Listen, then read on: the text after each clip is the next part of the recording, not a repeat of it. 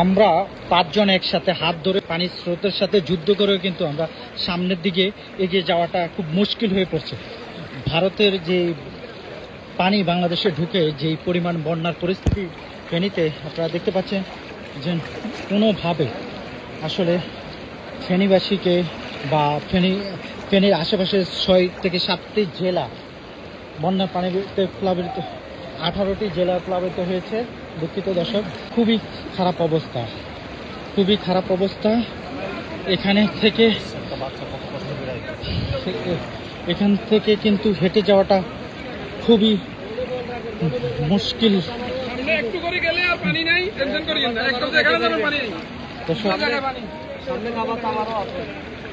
দর্শক, আপনারা দেখতে পাচ্ছেন যে বাবার কাঁধে সন্তানকে নিয়ে কিন্তু যাচ্ছে।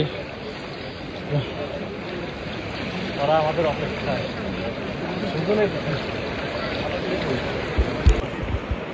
এই যে এদিকে দেখছেন, এই এদিকে আসেন।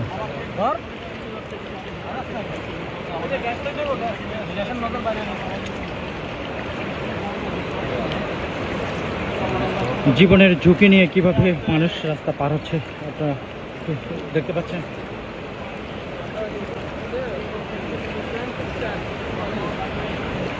সরাসরি যদি দেখে একজনের হাত ধরে আরেকজনের পার হচ্ছে। ও মাই গড, দেখতে পাচ্ছেন পানির যে স্রোত, আসলে খুবই ভয়ানক অবস্থা।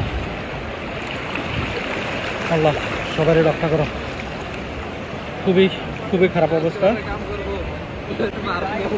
খুব খারাপ অবস্থার ভিতরে আছি। আপনারা দেখতে পাচ্ছেন খুবই খারাপ অবস্থা, খুবই ভয়ঙ্কর অবস্থা, খুবই ভয়ানক অবস্থার ভিতর দিয়ে যাচ্ছে কুমিল্লার মানুষ, কুমিল্লা চট্টগ্রামের মানুষ। আসলে অনেকে কিন্তু এই যে এই মহাসড়কের এই পানিতে কিন্তু অনেকে ভেসে গেছে। আমরা এই পর্যন্ত 6 জনের তথ্য পেয়েছি, এর ভিতরে 2 জনকে উদ্ধার করা হয়েছে এবং 4 জনকে এখন পর্যন্ত যারা এখানে স্বেচ্ছাসেবী আছেন তারা কিন্তু উদ্ধার কাজ চালিয়ে যাচ্ছেন, কিন্তু এখনো 4 জনকে উদ্ধার করতে পারেননি।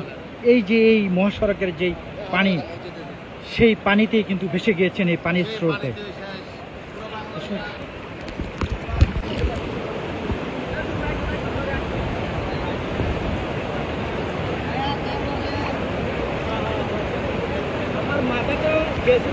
আমি এটা এমনি বুঝাবো।